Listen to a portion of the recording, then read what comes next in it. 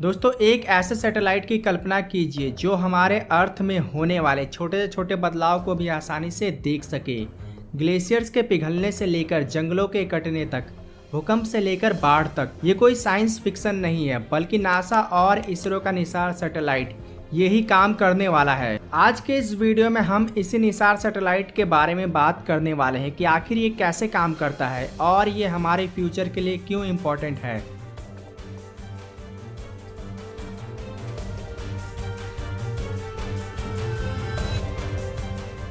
निसार का मतलब NASA ISRO synthetic aperture radar है। ये नासा और इसरो का एक जॉइंट कोलैबोरेशन है। नासा और इसरो का मिशन है दुनिया का सबसे एडवांस अर्थ ऑब्जर्वेशन सैटेलाइट को लॉन्च करना जो रेडार टेक्नोलॉजी को यूज करता है। लेकिन ये कोई ऑर्डिनरी साइंस एक्सपेरिमेंट नहीं है बल्कि निसार को डिजाइन किया गया है अर्थ की लैंड और आइस को मेजर करने के लिए, नेचुरल डिजास्टर्स को ट्रैक करने के लिए और हमारे क्लाइमेट में होने वाले चेंजेस को पहले से बेहतर तरीके से समझने के लिए। यह हमारे प्लेनेट के लिए एक ग्लोबल हेल्थ चेकअप के जैसा है।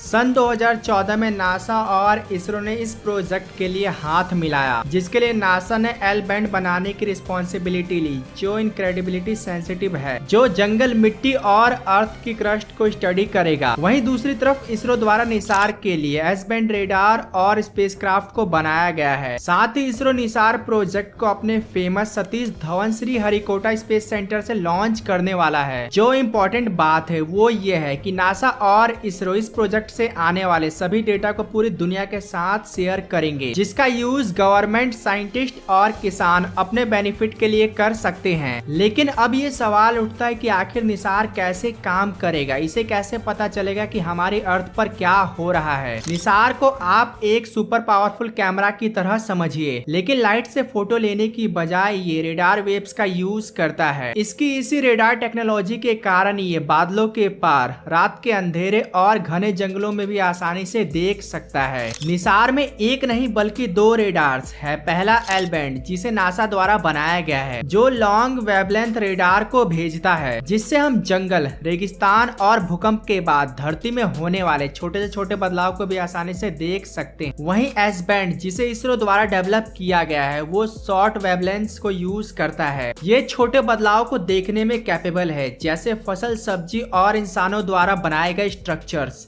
निसार एक बार में 240 किलोमीटर चौड़े एरिया को स्कैन कर सकता है, यानी कि ये एक बार में पूरे उत्तर प्रदेश जितने एरिया को स्कैन करने में कैपेबल है। और ये ऐसा हर 12 दिन में करेगा, यानी कि हर 12 दिन में ये before and after detailed map बनाएगा जिससे कि हमें ये पता चलेगा कि इस बीच ग्लेशियर्स कितने पिघले, जंगलों में क्या बदलाव हुए, वहीं भूकंप के पहले और बाद जमीन की स्थिति क्या थी। निसार के अंदर एक 12 मीटर बड़ा ड्रम शेप एंटीना है जो लगभग 4 मंजिला बिल्डिंग के बराबर है। इस एंटीना को रॉकेट के अंदर फोल्ड करके रखा जाएगा और जैसे ये स्पेस में पहुंचेगा ये किसी छतरी की तरह खुल जाएगा और अपना काम शुरू कर देगा। लेकिन अब ये सवाल उठता है कि आखिर निसार से आने वाला डेटा हमारे किस काम आएगा। निसार से आने वाले डेटा का यूज हम डिजास्टर मैनेजमेंट के लिए कर सकते हैं। निसार में लगे दोनों रेडार 24 घंटे धरती की सतह को स्कैन करेंगे जिससे कि भूकंप का पता पहले ही लगाया जा सके, क्योंकि जब भूकंप आने वाला होता है तो धरती में कुछ बदलाव नजर आते हैं जिन्हें ये रेडार्स आसानी से पकड़ सकते हैं। ऐसे में अथॉरिटीज पहले ही तैयार रहेंगे भूकंप के खतरों से निपटने के लिए। यही सेम चीज बाढ़ के समय भी काम आएगी, क्योंकि बाढ़ के समय बादल नॉर्मल सैटेलाइट्स के व्यू को ब्लॉक कर देते हैं, लेकिन निसार टेक्नोलॉजी से हम बादलों के पार भी आसानी से देख सकते हैं। निसार रियल टाइम में ट्रैक करेगा कि आखिर ग्लेशियर्स कैसे पिघल रहे हैं, सी लेवल्स कैसे बढ़ रहा है और जंगलों में क्या बदलाव हो रहा है। साइंटिस्ट इससे मिलने वाले डेटा का यूज जंगलों में कितना कार्बन है इसका पता लगाने के लिए करेंगे। साथ ही इसका यूज क्लाइमेट चेंज और जंगलों की कटाई का पता लगाने के लिए भी किया जाएगा